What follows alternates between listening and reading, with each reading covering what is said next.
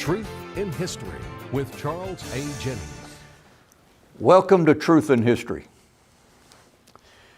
Recently, I heard and saw a video,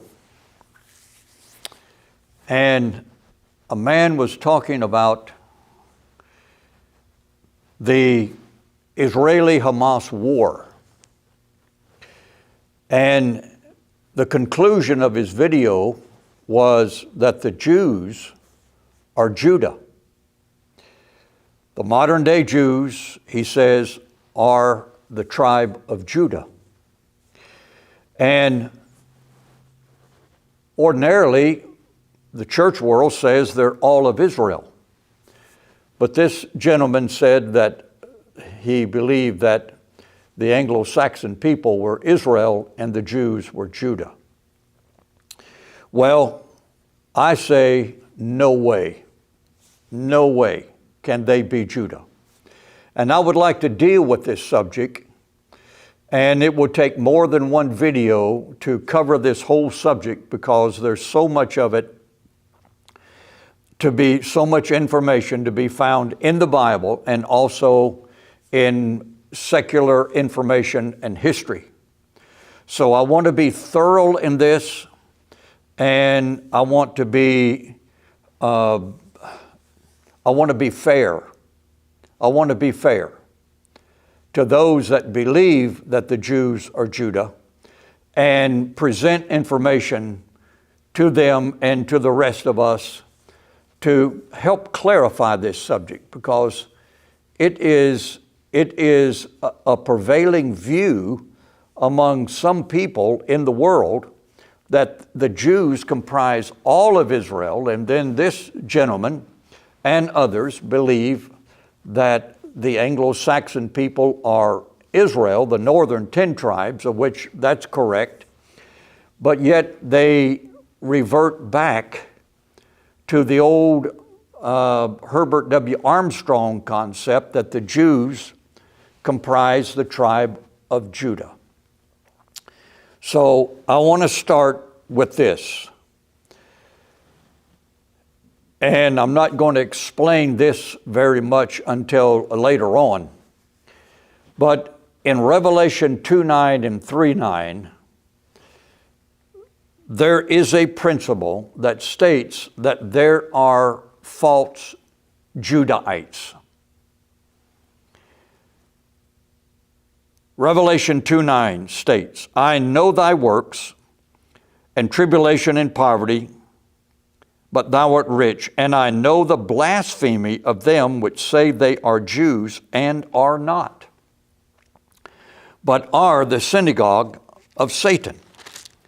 And then 3:9, behold, I will make them of the synagogue of Satan, which say they are Jews and are not, but do lie. Now, that is quite clear that there is an apostate, an impostor in the earth. There was in John's day when the Lord revealed this to John the Revelator. And are they still around? Are there people on the earth today that say they are Judahites but yet do lie? Well, I want us to look at it. So, my first question is, who is a Jew? And really, that's not my question, but that is a question that was raised in the state of Israel's government in 1988. What is a Jew? Or they called it, who is a Jew? And I am reading from a Jewish history book, and it's entitled Jewish Power. And it was written by a man by the name of J.J. Goldberg. He's not criticizing the Jews. He is a Jewish gentleman himself.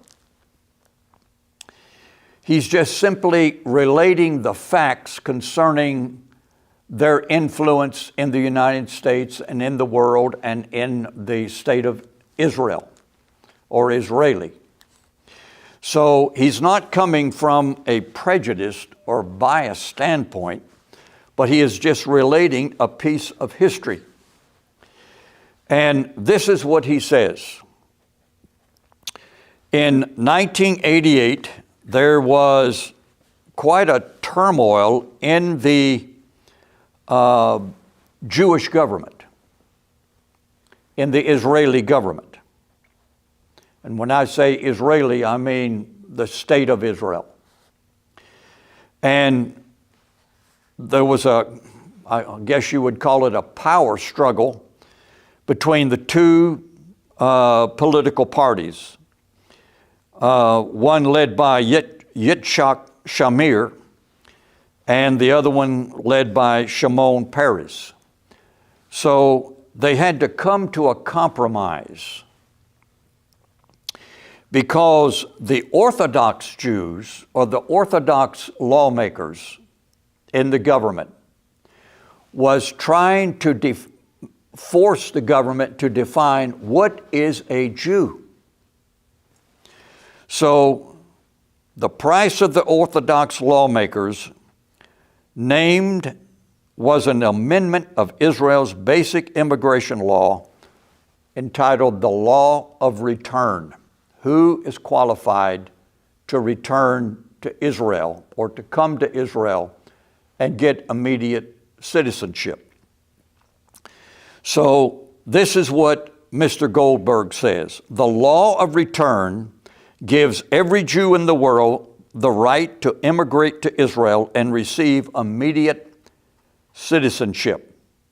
It is one of two sections relating to the diaspora in Israel's quasi-constitutional basic law. An amendment, as the Orthodox parties demanded of Shamir, would amount to a unilateral change in the constitutional structure of Israel diaspora relations. Now, he goes on to say this. In the law, a Jew is defined by someone born of a Jewish mother or converted to Judaism and not practicing another religion. The Orthodox parties had been pushing for 2 decades to tighten the definition of conversion. They wanted the law to specify that conversion must be done according to halakha, or halakha, if I'm pronouncing it right, or rabbinic law. That word is spelled Halakha. I want to read this next short paragraph. The amendment, particularly known as the Who is a Jew bill, was aimed largely at Reform rabbis in America and to a lesser degree at conservative rabbis. Conversion is a difficult and infrequent process in traditional Judaism, but Reform rabbis have eased it by introducing procedures that the Orthodox rabbinic considers hopelessly lax. Tens of thousands of American Gentiles, most of them spouses of Jews, have been converted to Judaism through the Reform rite in the past generation. To Orthodoxy, they are still Gentiles. In effect, the Who is a Jew amendment was meant as an indictment of the Reform rabbis' radicalism. Well, there you have it. They were asking the same question. Really, what is a Jew? Who is a Jew? I want to go over 6 different ways a person could be called a Jew. And I've put this little booklet together because, for clarification's sake, and there are 6 different ways a person could be a Jew. And I want to clarify these, but I want to name them up front. Number one, full-blood Judahite. Number two, a mixed-blood Judahite / Canaanite. Number three, a religious proselyte to Judaism. Number four, forced conversion to Judaism. Number five, Jewish by geographical location and religion. Number six, national conversion to Judaism. So I want to start with the first one, full-blood Judahite. Now, we see in the book of Genesis, chapter number 38, a story that is very revealing, and it is talking about Judah, the son of Jacob, going down and having relations with a Canaanite woman. And I'm going to skip over a lot of this because I'll be coming back to it.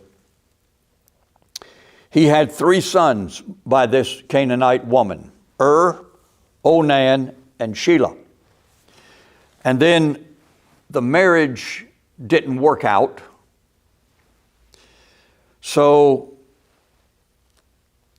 he went and had relations with his ex-daughter-in-law and had 2 sons. And these 2 boys were true Judahites. They were not Canaanites. The first 3 were mixed Canaanite. But the second family that he had, they were not mixed blood. So that would be the lineage and the descendancy of every true Judahite. And it was to the family of Judah, the true pure blood Judahite, that the Lord made the promise in the Old Testament that He would make a covenant with the house of Israel and the house of Judah. House means family. It does not mean nation. He did not intend to make a covenant with a nation of Judah, but with the house of Judah.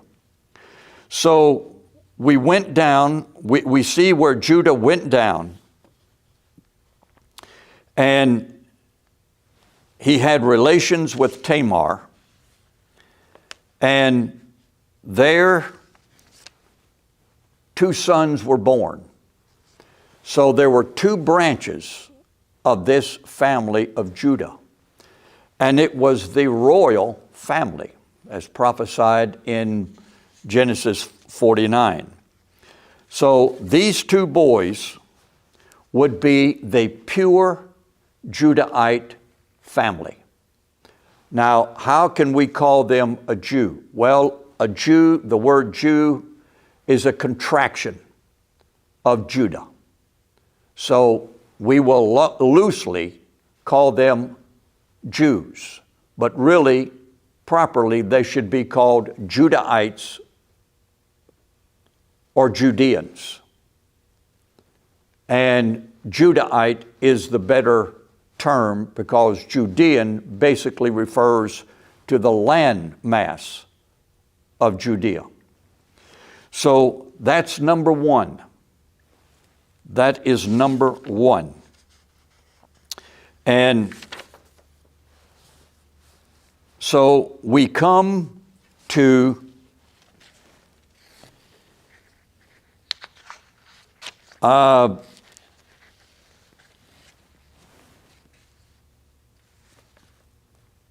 Number two. Number two. I've already mentioned it. The mixed blood of Judahite and Canaanite. Now here's an interesting thing. In Genesis 38, and it came to pass at that time that Judah went down from his brethren and turned in to a certain Adulamite whose name was Hira. Her name means sacred harlot. And Judah saw there a daughter of a certain Canaanite whose name was Shua, and he took her and went in unto her. She conceived, she had Onan, and Shelah. Now, the Lord killed the first two boys, and Onan. The Bible says he killed them. So, we'll take the scripture and believe what the Word of God has to say because of their disobedience and who they were.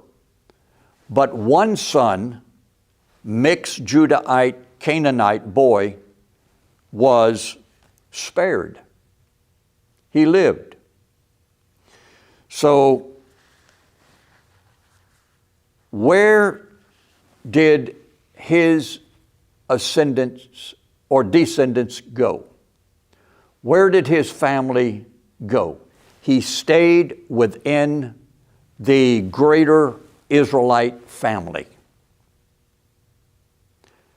He married, he had children, and the Bible tells us that as time progressed in the history of Israel,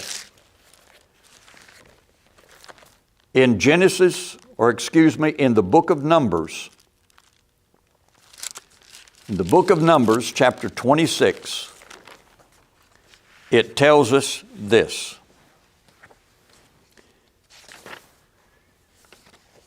That they were still in the land with the children of Israel. 40 years after the Exodus, the descendants of Shelah were present at the numbering of Israel before conquering the land of Canaan. Numbers 26, verse 20. And the sons of Judah after their families were of Shelah, the family of the Shelanites. That means Shelah's half-breed descendants were living in amongst the Israelites 40 years after the Exodus. They were still there. So you see, everybody in the nation of Israel, Judah at that time, were not pure blood, because we have this mixed blood element. And then we see in 1 Chronicles 4:21, we see this. This is hundreds of years after the Exodus. The family of Shelah was living in the nation of Judah, the southern kingdom. 1 Chronicles 4:21. The sons of Shelah, the son of Judah, were the father of Lecah, and Laadah, the father of Mareshah, and the families of the house of them that wrought fine linen of the house of Abiah and Jocham, and the men of Shozeba, etc. strange names here. These were the potters, and those that dwelt among plants and hedges. There they dwelt with the king for his work. They began in a profession, and they were workers in linen, in fabrics, and then they were potters, and they dwelt among the plants and hedges, whatever that means. So they had a profession, and they were still there in 1 Chronicles chapter 4. This is way late in the history of Israel and Judah before the captivities. So they were still there. So they were considered Jews, but they were half-breeds. And also, we see in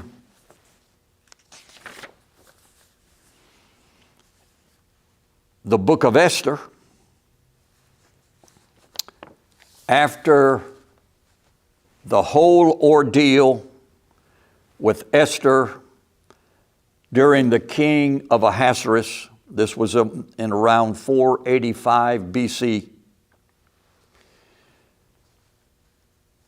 it says that thus the Jews smote all their enemies with the stroke of the sword, and slaughter and destruction, and did what they would unto those that hated them. First, it was Haman that wanted to kill the Jews. Well, now things are reversed. The Jews killed their enemies. And this is what the record says. And many of the people of the land became Jews, for fear of the Jews fell upon them. For the fear of the Jews fell upon them. So out of fear, no doubt thousands of people in the Medo-Persian Empire, after the 70-year Babylonian captivity, became Jews. Now we have this mixture in. So this is a second mixture of what we would call Jews, but yet they were not Judahites by blood. But by fear, they became Jews, adopted the religion of Judaism. So there's two different ways right there to become a Jew, but yet be of mixed blood, through Shelah, and also now for fear of the Jews, the people joined the Jewish religion and became Jews. So I want to go to number 3.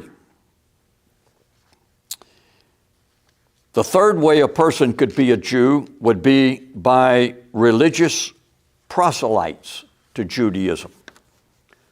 Religious proselytes. Now, here we're dealing with the intertestamental period, what we might call between Malachi and Matthew. This is after the 70-year Babylonian captivity is over. Medo-Persia is now in charge, and then they fall to the Grecian Empire with Alexander the Great. And many of the people, where did they go? Where did all these Jews go that remained in the Medo-Persian Empire and did not go back to Jerusalem? What became of them? Well, many people of that whole region, that whole geographical area converted to Judaism. Now, this is what the Jewish historian Lewis Brown wrote. I quote, "But despite the efforts of the priest, foreign influences did seep into the life of the people," talking about the Jewish people. "Gradually their language was corrupted from pure Hebrew to a jargon called Aramaic, so that after a few generations they could not understand even their own scriptures. In their synagogues each Sabbath, for those meeting houses they had created in the exile had become common now throughout Judea. They had to read their holy writings through an Aramaic translation called the Targum, and many of their religious ideas changed too. In the fateful year 333 BC, Alexander the Great became master of the Persian Empire, and a year later, on his march towards Egypt, he took possession of Palestine. But this Alexander, a mere boy in years, was quite unlike the ordinary world conqueror. His aim seems to have been not so much the gaining of power as the spreading of culture," unquote. Which means that Alexander the Great, in his influence, Grecian culture seeped into the, quote, we might call the Jewish culture. So there was a mixture of many people, and many converts to Judaism took place during that time period. Now, there's a lot to say on each one of these points, but I want to go to point number 4, which is forced conversion to Judaism. This took place in approximately 120 BC. 120 BC. And so this is approximately 120 years before Christ. John Hyrcanus, who was a Jewish zealot, goes over to Idumea, or the land of the Edomites, the descendants of Esau. And he forces, militarily, he forces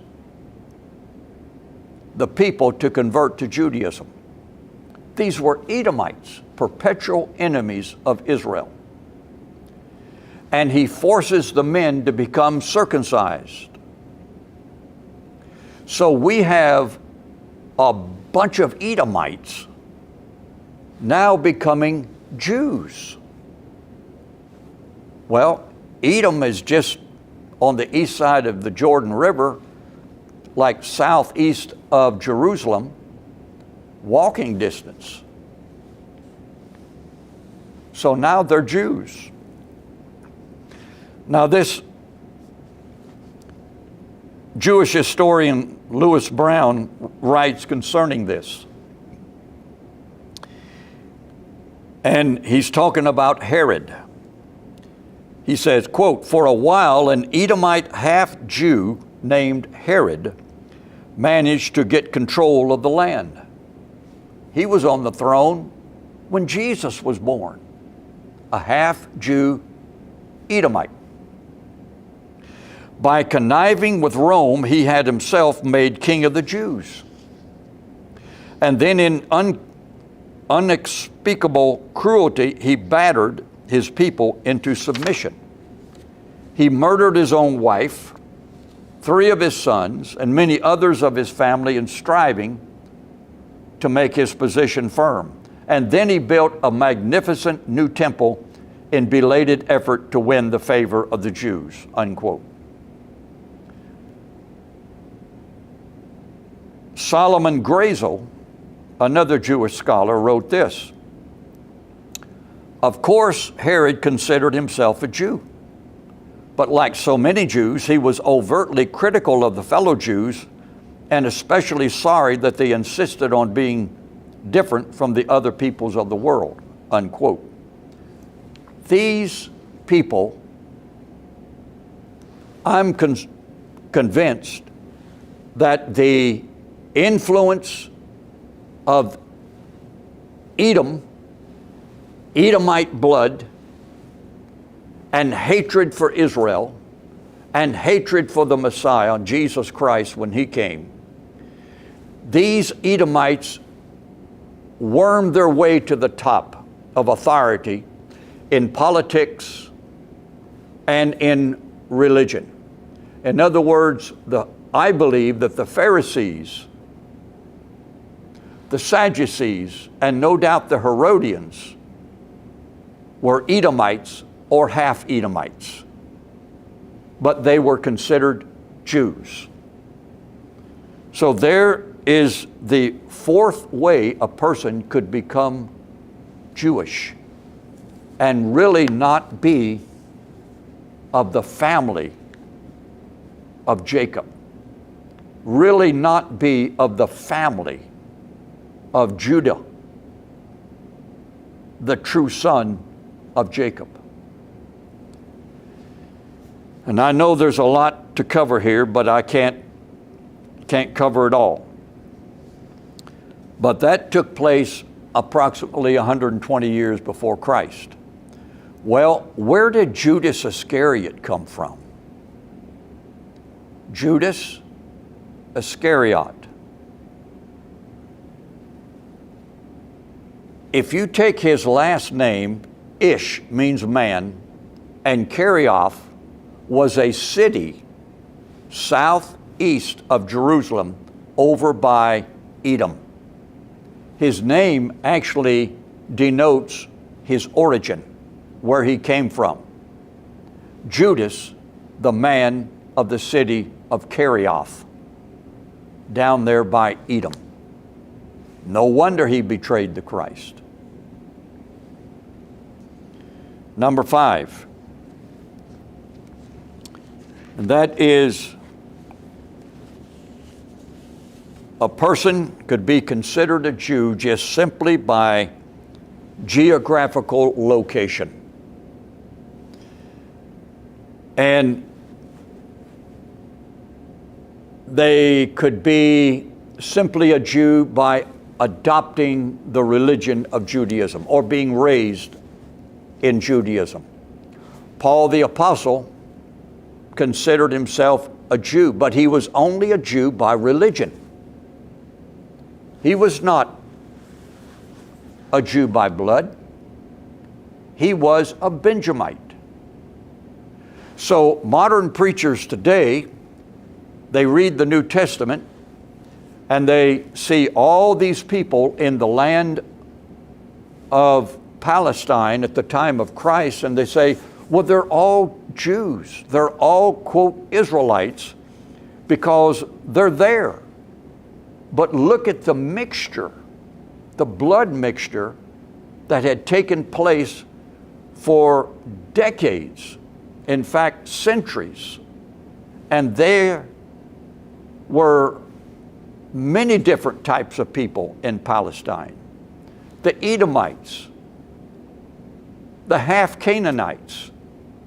There were some true Israelites, like Anna of the tribe of Asher. So modern preachers today think that every Jew descended from these people as pure blood. But they think that every person was true Judah just simply by living in that landmass of what we call ancient Israel in the time of Christ. But people became Jews, or they were called Jews, because the land was known as the land of Judah. So they were called Jews, or became known as Jews, simply by geographical location or being raised in the religion of Judaism, because it was the prevailing religion. I hope I'm making myself clear. And then number 6, Jewish by national conversion. The Jewish Encyclopedia says this under the entry called Khazars, Chazars. Quote, a people of Turkish origin whose life and history are interwoven with the very beginnings of the history of the Jews in Russia. The kingdom of the Khazars was firmly established in most of southern Russia long before the foundation of the Russian monarchy by the Varangians. Jews have lived on the shores of the Black and Caspian Sea since the first centuries of the Common Era. It was probably about that time that the Shogun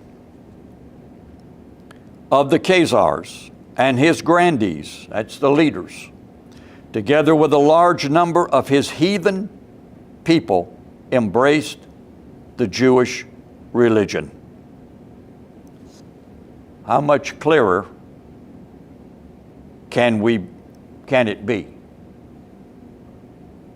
The conversion, according to A. Harkavy, he invited Jewish scholars to settle in his dominion and founded synagogues and schools.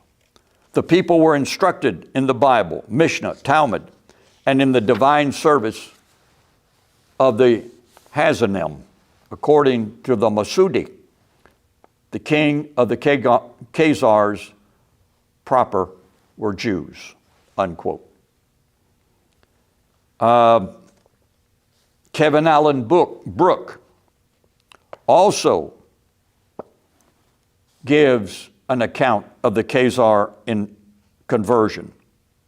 He says this, the Jews of Khazaria recounts the eventual history of the kingdom of Khazaria, which was located in Eastern Europe and flourished as an independent state from about 650 to 1016. In the 9th century, the Khazarian royalty and nobility, as well as a significant portion of the Khazarian population, embraced the Jewish religion. That's from Jewish historians. That's not my idea. That's their writings from their research. And then there's Solomon Grazel. He says the same thing. And naturally, there are other writers that mention this as well, such as Arthur Kessler, entitled The 13th Tribe, the book that he wrote.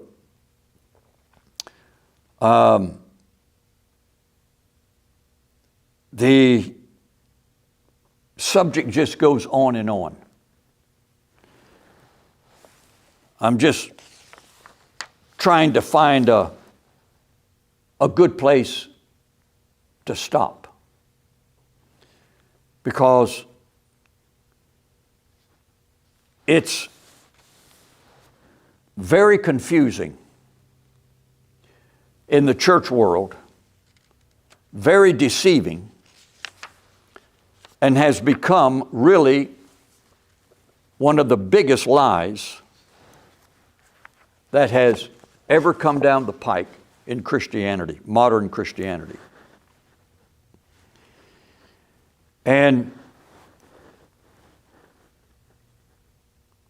the Bible tells us that the Lord would make a new covenant with the house of Israel and the house of Judah. the house of Judah. So we're going to have to deal in another video, a later video, how the Lord made a new covenant with the house or the people of Judah, not with the land of Judah. Judah is not a land. Judah or Judahites is a people. Now let me read you a few other quotes.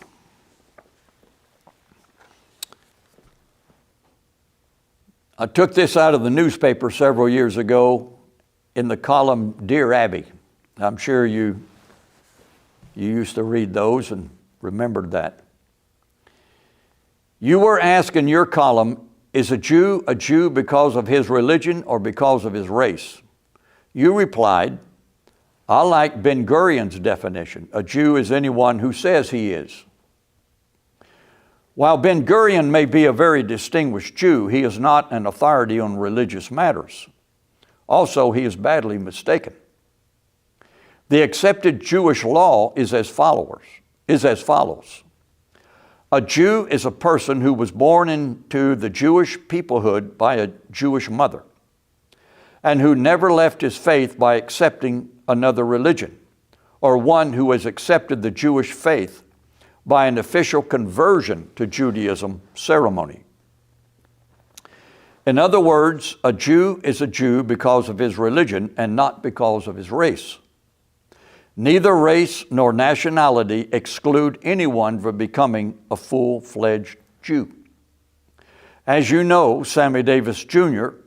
is Jewish because he converted to Judaism. To which race does he belong? He certainly didn't change his race by becoming a Jew. He changed only his religion. But he remains a member of the race he originally belonged to. Since your column is read by many intelligent people, I think they deserve a more authoritative answer to the above question.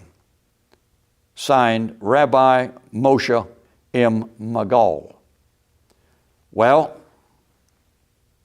what is a Jew? And I go back to what I first read out of this book entitled Jewish Power. The question that was facing the parliament, or the government, I should say, of Israel several years ago, the law of return, who is allowed to come to the land or the state of Israel today and be considered a Jew and be given automatic citizenship. So the amendment became known as Who is a Jew bill. Well, I just went over 6 different ways a person could be a Jew. So when you hear on TBN or Daystar or CBN or some of these other religious television networks praising the Jew, we've got to go over there and support the Jew with money, military equipment. Jews need tanks and jets and etc. to fight their enemies because they're God's chosen people. Wait a minute, something is wrong. Really, what is a Jew? Who is a Jew? And they had to face that. The Jewish government had to face that in 1988 between the Reform rabbis and the Orthodox rabbis. So Christianity needs to wake up. Fundamental Christianity needs to open their eyes and stop supporting this Christian Zionism, because who are they supporting? they think they are supporting God's chosen people. But the God's chosen people concerning the Jewish people is a myth, an absolute myth. So I hope you were able to follow along on this somewhat disjointed presentation of who is a Jew and the 6 different ways a person could be a Jew. But there's only one true Judahite, and that would be the people that are descendants from Judah and one of the sons of Tamar that was sired by Judah. That's the only way that those people could be a true Judahite. So I pray that this will be helpful. I'm hoping to make several more, a few more anyway, videos on this subject. Because when I saw that man in his video talking about the Anglo-Saxon people being Israel and the Jew being Judah, he immediately went to the conflict that is taking place over there and said, we must support them. Well, I think the man is mistaken. But all I say, Lord, show me the truth, regardless of how hard it is, how difficult it is, and if it goes against my current beliefs, let it change my mind and change my priorities. I want to know the truth of God's Word, and I want to know the truth of what's going on in this nation. And I leave you with these words: Jesus Christ the same, yesterday, today, and forever. He was of the house of David, of the tribe of Judah, a pure blood Judahite of the house of David, and He's coming to reign over the house of Jacob forever. God bless you.